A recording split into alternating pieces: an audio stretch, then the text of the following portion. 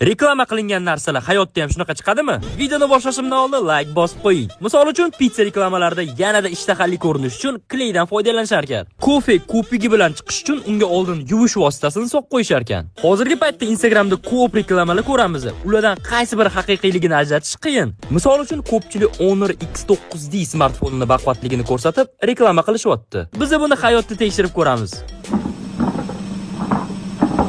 Kir mashinada 15 minut aylansa ham hech nima qilmadi.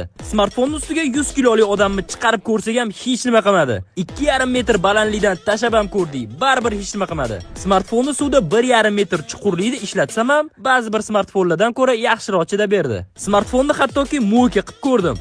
Yaxshilab penalab, orqasidan karcher urib yuborsam ham ishlayapti. 85 gradusli issiq suvga solsam ham smartfon ishlayapti. Demak, Honor X9D smartfoni reklama qilingandek baquvvat ekan. Bu smartfonni qanaqa qilib sindirish mumkin? Kommentga yozib qoldiring. Bu videoni har doim telefonda sindirib yuradigan tanishingizga jo'natib qo'ying.